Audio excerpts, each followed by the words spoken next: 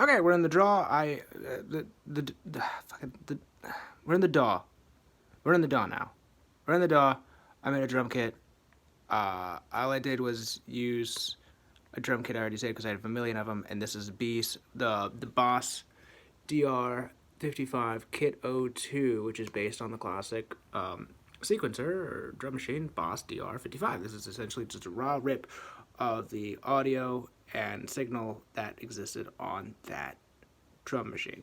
And I ripped all that and I took the favorite ones and I just made a real simple drum pattern that you can take a look at right here. I'm doing this in half time. The tempo is 132, which means I got accents on the 3s of each measure instead of the 2s and 4s. But I also have a couple of snare varieties popping at about like a dotted quarter note in, a dotted eighth note, my apologies, dotted eighth note in, as well as another dotted eighth note after that, just to give it a little a lurching motion, right? And I don't have a lot of things going on in the kicks, which I recognize I don't have any of this fucking labeled, but this is a quick mess up right here. This is a mock-up of what I'm going to do. But this is a hi-hat, which I have variation right here in the center just to fill out the space between the hits on the 3 and the 4.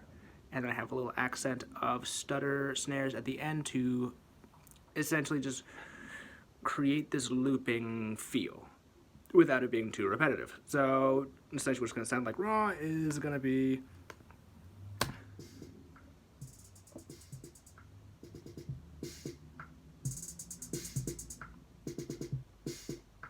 yeah, it's nothing super complicated. It's just a regular drum pattern. But what I'm going to do now is I'm going to put some effects on it that I have within this program or within something I already have, specifically Guitar Rig 4. I'm going to put Guitar Rig on this program. Oop, I think I opened it the wrong section. That's fine. Click and drag. Oh my god, where'd it go? I'm still getting used to the new format of Ableton. I'm used to do everything on Ableton 8.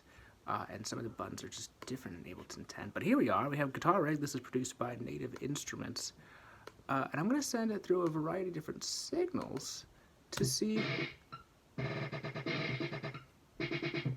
which of these I like the most.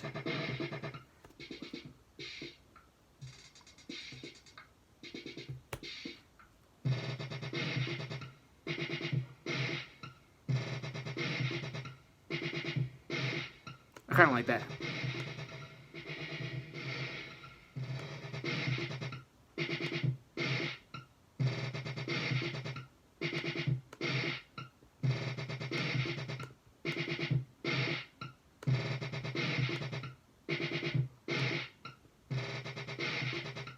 So what I'm doing right now is I'm just trying to figure out exactly where the sweet spot is within this construct. So I don't want to overdo it in any of the areas, but make sure this really weird drum kit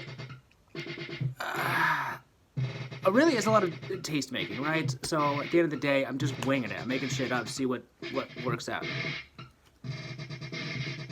I kind of like that one.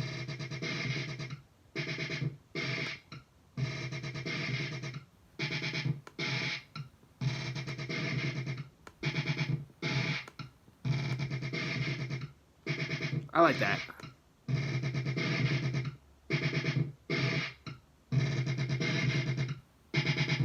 Cool, I like that. That's a cool sound. Let's add some different effects to it, which I'm going to use from a variety of different sounds I have. First and foremost, I actually want to use the glue compressor on this thing. The glue compressor, I'm still trying to figure out how it works. I know how a regular compressor works, but this is a new one. Oh, that's maxing.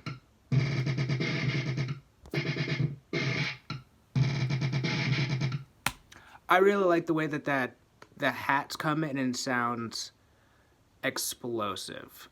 So let me actually finesse this a little bit more, and I can get back to you once I rearrange it. Because all I really care about right now is the way that this cool hat comes in.